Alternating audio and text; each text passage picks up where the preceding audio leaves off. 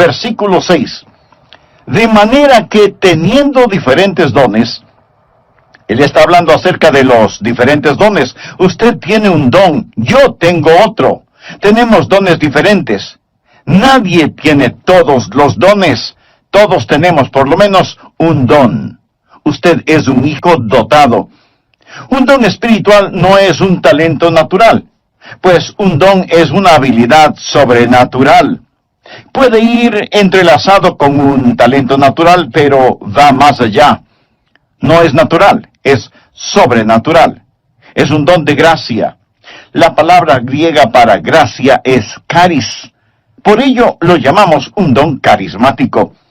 Usted es un hijo dotado y quizás se sienta indigno. Tal vez diga, no soy dotado, pastor, solo soy un humilde obrero. Ni siquiera soy digno de dirigir en oración silenciosa en el departamento de niños. Mi amigo, usted es un hijo dotado. Alejandro Magno, el gran general conquistador, una vez dio una preciosa e invalorable copa de oro a un humilde sirviente. Cuando el sirviente vio el regalo, exclamó, «Oh, no, eso es demasiado para que yo lo reciba». Y Alejandro se irguió y dijo, «Pero no es demasiado para mí el darlo. Dios es el que da el don. Por eso, no se acerque con una humildad falsa diciendo que usted no tiene ningún don particular. En los tribunales de Cristo, usted dará cuentas de lo que hizo con su don espiritual y su mayordomía de ese don espiritual.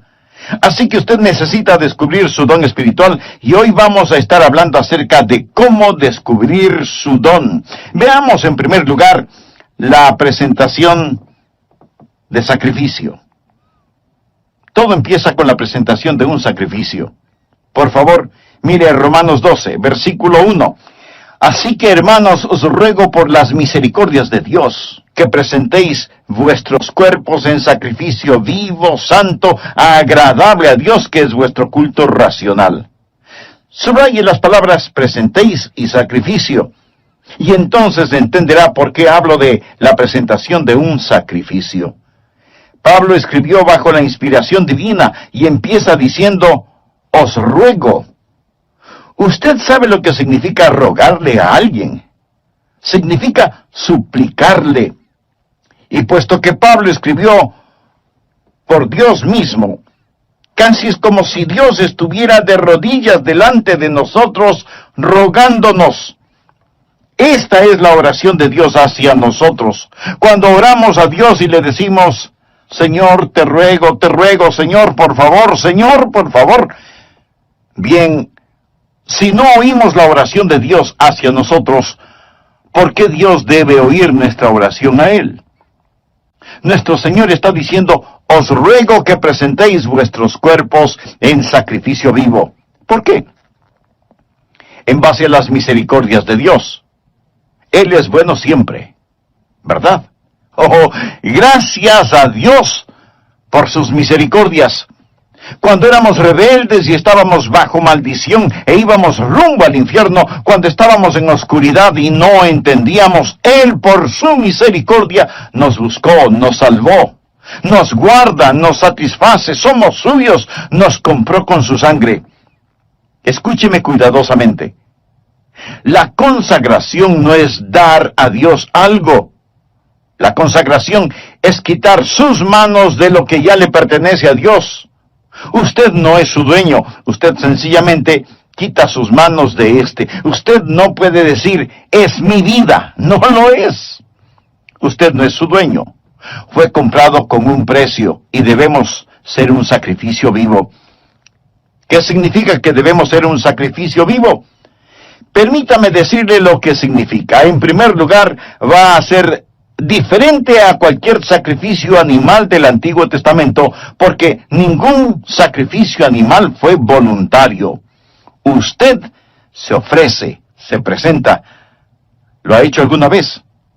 Simplemente ha dicho, heme aquí, Señor, me presento a ti, soy un voluntario. Todo lo que tengo es tuyo. Wilbur Chapman fue un gran evangelista. Y él le preguntó al general Wood, el fundador del Ejército de Salvación: General, ¿cuál es el secreto de su vida? ¿Por qué Dios lo ha usado tanto? El general Wood pasó su mano por sus blancos cabellos, pensó por un momento y luego contestó: Dios tiene todo de mí. Ha habido hombres más inteligentes, enormes oportunidades, pero yo desde el día que tuve la visión de lo que Dios podía hacer por la pobre y antigua ciudad de Londres, determiné en mi mente que Dios poseería todo de mí, de William Booth. Permítame preguntarle, ¿alguna vez le ha dicho eso a Dios? Dios, aquí estoy. Puedes tener todo lo que soy. Me presento voluntariamente como un sacrificio, sabiendo que eso significa que soy desechable. Todos mis planes y metas, así como las llamadas posesiones, los sacrifico, Señor, a tu sangre. ¿Esto no le parece extraño a usted? Bueno, lo es para la gente moderna. Queremos tomar nuestro cristianismo y fijarlo a nuestra vida regular. Queremos defender nuestra vida, nuestros derechos. Permítame decirle lo que le sucedía a un sacrificio en el Antiguo Testamento. Era degollado. Por lo tanto, no más planes propios. Se lo ponía en el altar, y toda vez que era un sacrificio de sangre, había la tendencia de que el sacrificio se resbalara del altar, por lo que usaban dos ganchos llamados ganchos de carne. ¿Sabe usted qué es lo que le sujeta al altar? ¿Tiene usted la tendencia de resbalarse del altar? Bueno, yo la tengo. Hay dos ganchos que lo mantendrán en el altar: disciplina y devoción. Y para pertenecer al Señor Jesucristo, eso es lo que debe hacer, presentarse como sacrificio vivo. Pero la mayoría de nosotros no queremos usar esos ganchos, disciplina y devoción, que nos mantendrán en el altar del sacrificio. ¿Sabe lo que el creyente promedio dirá al respecto? Yo no quiero estar obligado a nada. Me uniría a la iglesia, pero no quiero estar obligado a nada. Puedo prometer una ofrenda de amor, pero no quiero estar obligado. Quiero ser libre. No, mi amigo. Esto no es un sacrificio. ¿Y qué es lo que le pasaba al sacrificio en el Antiguo Testamento? Era consumido, era quemado. ¿Sabía que usted nunca adorará a Dios verdaderamente hasta que sea consumido? ¿Alguna vez ha sido consumido por el fuego santo de Dios? Eso es lo que Pablo está diciendo. Pero algunos de ustedes objetarán diciendo: un momento, pastor, por favor, yo no quiero hacer todo eso. Solo quiero que me diga cuál es mi maravilloso don espiritual. Bueno, Pablo se lo va a decir. Pero verá, mi amigo, primero debe haber una presentación sacrificial, o sea, la presentación de usted mismo. Usted dice: Pastor Rogers, si yo hiciera eso, ¿quién sabe lo que Dios quisiera que yo haga? Suponga que usted tiene un hijo, jovencito, y suponga que un día su joven hijo viene y le dice: papá, he estado pensando, tú eres tan sabio, amoroso y bondadoso, y tienes tanta experiencia. Por eso, me parece que lo mejor que puedo hacer es pedirte consejo. Y lo que tú me digas que debo hacer, eso es lo que haré. Y lo haré de todo corazón. Dime qué quieres que haga, dónde quieres que vaya, qué deseas que estudie, quiénes quieres que sean mis amigos. Lo que me digas, lo haré. Y usted piensa: mi hijo debe tener calentura. Pero suponga que en verdad quiere hacer lo que usted le pide. Así que usted va donde su esposa y le dice: parece que a nuestro hijo lo tenemos en las manos. Él se va a arrepentir de haberme dicho que hará cualquier cosa que yo le pida. ¿Procedería usted así? Creo que no. Lo más probable es que si usted estuvo pensando en regalarle un carrito, aunque sea usado, lo que su hijo le manifestó inclinará un poco más aceleradamente la balanza. ¿No te parece? Es la manera que él tiene de decirle: papá, yo sé que me amas. Usted se presenta a sí mismo como sacrificio vivo y comprobará cuál sea la buena voluntad de Dios, agradable y perfecta. No tenga miedo de entregarse a Él, ni de decir, heme aquí, Señor, me entrego totalmente a ti. Ese es el primer principio, la presentación de un sacrificio. El segundo principio es, habrá una transformación espiritual. Después de la presentación viene la transformación. Mire por favor el versículo 2. No os conforméis, es decir, no se dejen amoldar a este siglo, sino transformaos por medio de la renovación de vuestro entendimiento, para que comprobéis cuál sea la buena voluntad de Dios agradable y perfecta. Una transformación. La palabra transformación aquí es una traducción de la palabra griega metamorfo. ¿Qué palabra le recuerda? Metamorfosis. Y esta es la transformación. Usted pasará por una metamorfosis. Como una oruga entra en un capullo y pasa por una metamorfosis, y ese feo gusano que entra en ese capullo sale como hermosa y gloriosa mariposa. ¿Por qué? Porque ha pasado por una metamorfosis que literalmente significa un cambio de forma. Y cuando usted se presenta de esa manera a Dios, amigo, usted va a tener una metamorfosis. La palabra describe literalmente lo que pasa cuando la naturaleza interna sale a la superficie. ¿Cuál es la naturaleza interna de esa oruga? Es una mariposa. ¿Sabía que esta es la palabra que se usó cuando Jesús fue transformado en el monte de la transfiguración? ¿Recuerda la historia? Él subió a esa montaña con Pedro, Santiago y Juan, y allí la Biblia dice que él fue transformado, transfigurado. Es exactamente la misma palabra que se usa aquí. Por ello, se le llama el monte de la transfiguración. Jesús pasó por una metamorfosis. ¿Recuerda lo que dije que es una metamorfosis?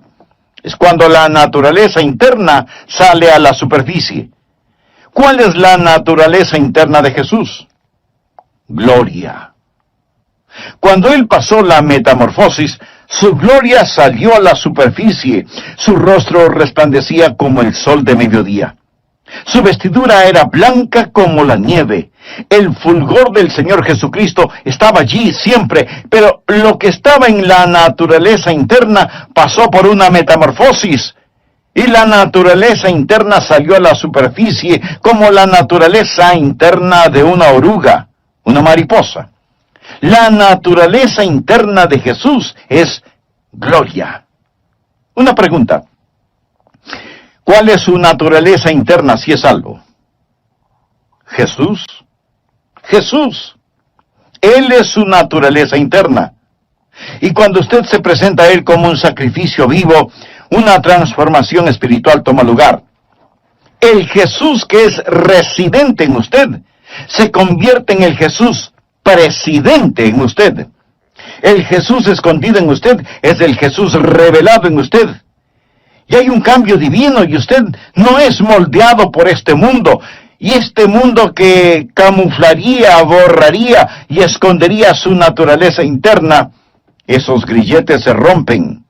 Y Jesucristo sale de usted. Y usted tiene un cambio divino que le da la mente de Cristo. Se renueva en el espíritu de su mente. Usted nunca entenderá realmente su don espiritual sin la mente de Cristo, sin una mente renovada. Y si usted está intentando descubrir su don espiritual sin presentarse voluntariamente como sacrificio, con razón que no sabe cuál es su don espiritual. ¿Sabe por qué usted no sabe cuál es su don espiritual? Porque su mente no está renovada. Pero cuando usted se presenta a Él como un sacrificio, habrá una transformación espiritual y usted comprobará cuál sea la buena voluntad de Dios, agradable y perfecta. No le tema a la voluntad de Dios. Ese es el lugar más alto, más feliz y más santo para usted. El tercer principio es, habrá tiempo para una sobria consideración. Leamos Romanos 12:3. Digo, pues, por la gracia que me es dada, recuerda lo que es la palabra gracia. Es cariz. El apóstol está diciendo, por el carisma que he recibido, a cada cual que está entre vosotros, que no tenga más alto concepto de sí que el que debe tener. Subraye la palabra tener. Sino que piense de sí con cordura, conforme a la medida de fe que Dios repartió a cada uno. Note el énfasis de Pablo en las palabras tener y pensar. No estamos hablando de que Él, Jesús, va a renovar nuestra mente. Bien. ¿Qué es lo que usted haría con una mente renovada? Puedo sugerirle que piense. Tal vez algunos de ustedes crean que es erróneo el pensar. Piensa que cuando usted se volvió un creyente, puso su mente en neutro y que debe vivir solo con estremecimientos espirituales. ¡No! Dios renueva su mente para que usted pueda pensar con esa mente renovada. Hablamos de descubrir su don espiritual y usted debe pensar. Ahora, ¿cómo o qué piensa de usted mismo? Quiero que haga un inventario de usted mismo. Olvídese por un momento de mí y solo piense en usted. ¿Cómo debe pensar? Bueno, miremos la respuesta en el versículo 3. Que no tenga más alto concepto de sí que el que debe tener. Eso, mi amigo, en simple español quiere decir que no debe presumir de tener un don espiritual que no lo tiene. Escuchamos a algunas personas decir, oh, usted puede hacer cualquier cosa que piensa que puede alcanzar. Hay una palabra muy castiza para describir eso. Tonterías. Eso es pura necedad. Les dicen a los jóvenes, cualquier cosa que quieran hacer, la pueden hacer. Muy bien. Veamos quién puede tomar el lugar de Michael Jordan, el más grande atleta que ha existido en el básquetbol. ¿Quién puede rivalizar con él solo pensándolo? No. Usted no podrá hacerlo porque no tiene ni la habilidad ni la contextura física para hacerlo. Michael Jordan nació para jugar básquetbol. Pero así como él tiene talento natural y habilidad física para el juego, usted tiene talentos y habilidades sobrenaturales. Pero lo que necesita hacer es no pensar acerca de usted mismo con un más alto concepto del que debe tener. No hay que tener una falsa humildad. Miremos nuevamente Romanos 12:3. Que no tenga más alto concepto de sí que el que debe tener, sino que piense de sí con cordura. La palabra cordura es una palabra interesante. Proviene de dos palabras griegas que significan ahorro y mente. Pensar con cordura. Decir, soy lo que soy por la gracia de Dios. Así que no vaya por ahí diciendo que usted no tiene ningún don espiritual. Eso no es más que una falsa humildad. Y una falsa humildad es tan mala como el pecado de la exageración. El decir que usted tiene un don espiritual no es malo, pero el decir que no lo tiene es rebelión. Tiene que pensar con cordura, o sea, tiene que pensar honestamente acerca de lo que tiene. El negar el regalo de la gracia no es humildad, es incredulidad y rebelión. Pensar de nosotros mismos con cordura, sin pecaminosa exageración ni falsa humildad. Mírese usted mismo. Haga un inventario de usted mismo. Pero pastor, eso suena complicado. ¿Podría ayudarme un poquito? Deme alguna guía de cómo pensar.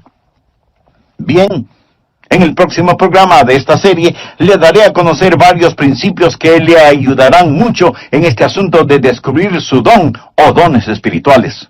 Antes de finalizar, quiero decirle que si usted hizo un inventario honesto de usted mismo, seguramente descubrió no solo que no está utilizando sus dones, sino que no tiene una relación personal con el dador de sus dones. Y para activar esos dones espirituales, usted necesita estar conectado a la fuente de poder. Si ese es su deseo, le invito a orar de la siguiente manera. Amado Dios, sé que he estado viviendo una religiosidad que no ha cambiado mi manera negativa de vivir. Me reconozco pecador delante de ti y vengo a implorar tu misericordia, tu perdón, tu gracia.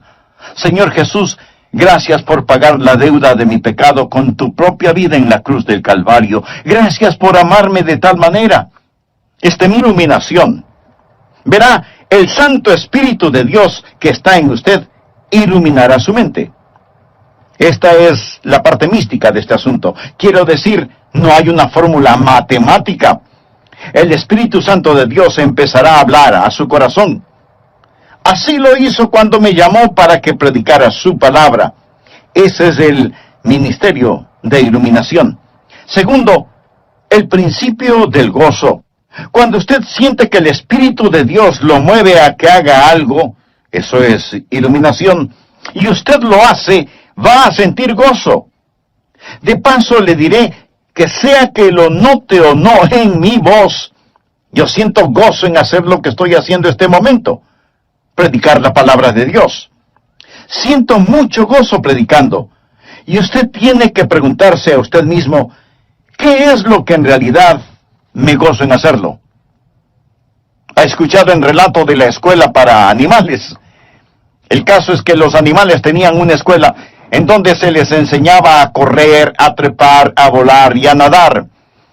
Y cuando el pato ingresó en esa escuela, era formidable nadando. Volando no era tan bueno, y era muy malo para trepar y correr. Así que como era muy bueno nadando, no le dieron clases de natación, y más bien lo pusieron en la pista atlética para que corriera y corriera y corriera. Después de un tiempo, se volvió pésimo nadando, y su correr no mejoró. El águila también entró a la escuela, y era fantástico verle ascendiendo y alcanzando la copa de los árboles, pero dijeron que no lo estaba haciendo en la forma correcta. Así que le llamaron la atención por eso y le ordenaron que recibiera lecciones de natación. Al águila no le gustó recibir esas lecciones y se volvió rebelde, por lo que le expulsaron de la escuela. Luego vino a la escuela el conejo, quien era increíble corriendo. De hecho, le encantaba correr, pero no era tan bueno en el resto de cosas. Era malo nadando y no le gustaban las clases de natación. Tampoco le gustaba el trepar a los árboles, y después de unos días, el pobre conejo tuvo un ataque de nervios. Luego vino la tortuga. Uno debe sentir pena por la tortuga. No podía correr. Para animales fue un completo fracaso. Usted dirá, pero eso es ridículo. Mi amigo, eso es exactamente lo que estamos tratando de hacer en las iglesias en nuestros días. En vez de dejar que las personas hagan aquello para lo cual Dios les ha equipado y les ha otorgado un don, tratamos de frenarlas en las áreas en las cuales son fuertes y de inflarlas en algunas áreas para las cuales no tienen ningún don. Dios le ha dado a usted un don particular y va a descubrir que recibirá iluminación sobre su don espiritual y experimentará gozo al utilizar su don. Tercero, el principio del ánimo. Usted encontrará a otras personas animándole en su don espiritual. ¿Por qué? Porque ellos son bendecidos por su don. Fue maravilloso para mí cuando era un jovencito en la iglesia y yo rendí mi vida para hacer lo que el Señor Jesús quisiera que yo haga. Escribí en un pedazo de papel, aquí estoy, Señor, para lo que tú quieras que yo haga. Y ellos me pidieron que fuera el pastor para la semana juvenil. ¿Se puede imaginar eso? Yo no era un buen estudiante. Inteligente, pero no era un buen estudiante. Ni siquiera recuerdo si llevaba libros a la casa para estudiar. Y si algo no lo entendía durante las clases, pues fingía haberlo entendido. Y así pasaba con calificaciones promedio. La última cosa que se me hubiera ocurrido pensar era que me pidieran predicar durante la semana juvenil. Y ahí estaba yo, petrificado. Pero prediqué. Y la gente después vino a decirme, me bendijo lo que dijiste. Estuvo bueno. debes predicar otra vez. Al principio pensé que me lo decían por pura cortesía. Seguramente no dije nada bueno, pero continuaron felicitándome y eso me gustó. Si un predicador le dice, no me gusta que me digan que prediqué bien, mi amigo, esa es una mentira. Quiero decir, cuando a usted le animan, eso ayuda. Entonces hay iluminación, hay gozo y hay ánimo. Cuarto, el principio de la participación compartida. Romanos 12, versos 4 y 5. Porque de la manera que en un cuerpo tenemos muchos miembros, pero no todos los miembros tienen la misma función. Eso es, no todos hacen el mismo trabajo. Así nosotros, siendo muchos, somos un cuerpo en Cristo, y todos miembros los unos de los otros. Ahora necesitamos aprender que cuando nos presentamos nosotros mismos a Jesús, también nos presentamos el uno al otro. Debe haber una participación compartida. Cuando usted pertenece a Cristo, también me pertenece a mí. Y cuando yo pertenezco a Jesús, también le pertenezco a usted. Recuerde que la iglesia es su cuerpo, no es una organización con Jesucristo como presidente. Es un cuerpo con Jesucristo como la cabeza y todos nosotros somos miembros de ese cuerpo. Y es la arrogancia, la presunción y el orgullo lo que nos divide. Es el Espíritu Santo de Dios el que nos une. Así cuando descubrimos nuestro don, debe haber una participación compartida. Ahora, los dones de todos no son tan obvios. Quiero decir, usted está escuchando por medio de mi voz lo que tengo en mi mente, no lo que tengo en mi hígado. ¿No es cierto? Usted no está pensando, el hígado del pastor está funcionando bien este momento. No. Pero déjeme decirle que si mi hígado no estuviera funcionando bien, yo no estaría predicando en este programa.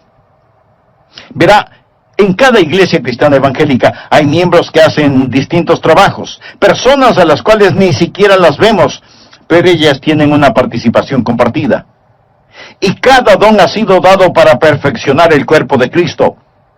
Y si usted no está haciendo lo que debe, si usted es un miembro de la iglesia que no está cumpliendo el propósito para el cual Dios le ha puesto en la iglesia, usted está haciendo daño y es peligroso para el cuerpo, quien quiera que usted sea. Cuando era pastor de la iglesia, a veces me preguntaban, ¿cuántos miembros activos hay en su iglesia, pastor? Mi amigo, todos son activos. Algunos destruyen y otros construyen, pero todos son activos. Dios le puso a usted en su cuerpo como Él quiso, y debe haber participación compartida. Nadie tiene todos los dones, cada uno tiene por lo menos un don, y somos dependientes los unos de los otros. Dios nos hizo diferentes a fin de poder hacernos uno. Quinto, el principio de la activación específica. Por favor, leamos Romanos 12, versículos del 6 al 9. Ahora el apóstol llega a un tipo de por lo tanto. Él está hablando de todas estas cosas que van antes de lo siguiente. Usted sabe, nosotros nos presentamos a Él y Él renueva nuestra mente y entonces nos encontramos a nosotros mismos operando en el cuerpo. Ahora Él dice, de manera que teniendo diferentes dones según la gracia que nos es dada, o sea, según el carisma que nos es dado, si el de profecía, úsese conforme a la medida de la fe, o si de servicio, en servir, o el que enseña en la enseñanza, el que exhorta en la exhortación, el que reparte con liberalidad, el que preside con solicitud, el que hace misericordia con alegría. Aquí él menciona 7 dones y dice, pónganse las pilas, estén activos. ¿Usted quiere saber cuál es su don? Bien, simplemente escoja uno que piensa puede ser su don y póngase a trabajar. Es difícil dirigir a un buque que no se mueve. No se siente simplemente allí. Usted va a descubrir su don cuando esté ocupado. Él dice, profecía. Úsese conforme a la medida de la fe. Es decir, usted puede tener no mucha fe, pero la tiene conforme a la medida de fe que Dios repartió a cada uno. Tome lo que tiene y póngalo a trabajar. Leamos una vez más rápidamente estos 7 dones. Veamos si puede detectar el suyo. 7 dones, aquí mismo. Primera de Corintios capítulo 12 menciona más dones, pero aquí en Romanos 12, primeramente habla acerca de la profecía en el versículo 6. ¿Lo ve usted? Mírelo, bien. ¿Qué es profecía? El don de profecía es declarar la verdad. Si usted tiene el don de profecía, se encontrará, por ejemplo, sirviendo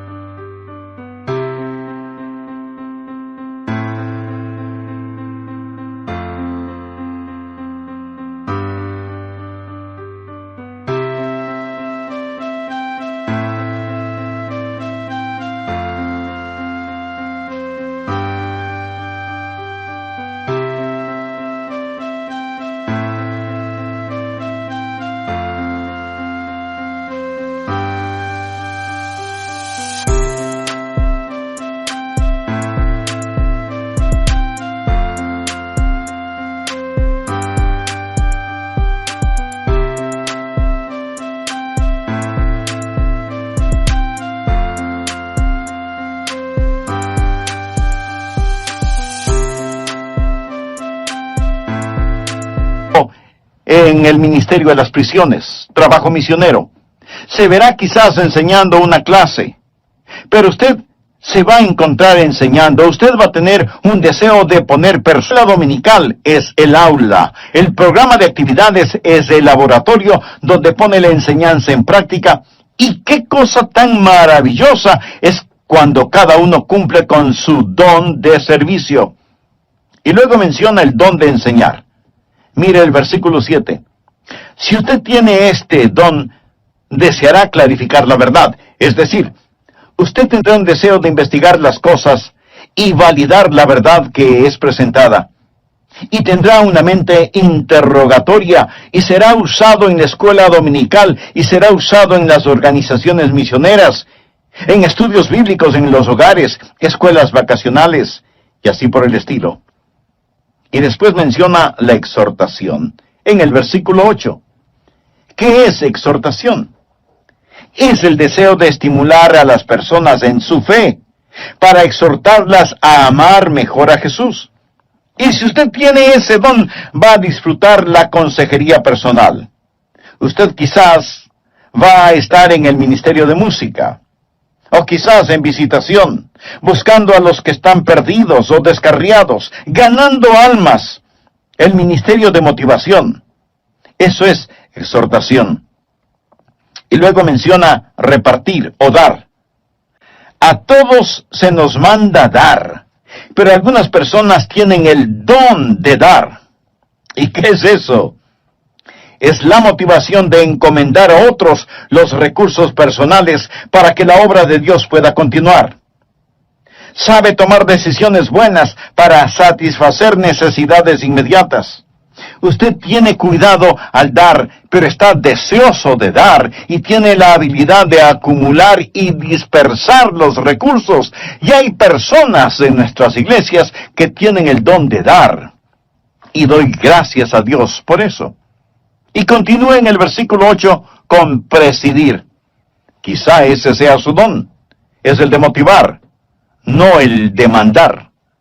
Es coordinar las cosas y ayudar a las personas a ver todo el panorama y moverlos hacia esa visión.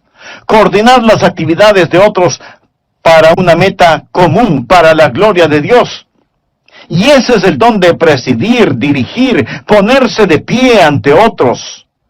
Una persona que tiene este don también tiene el don de visión.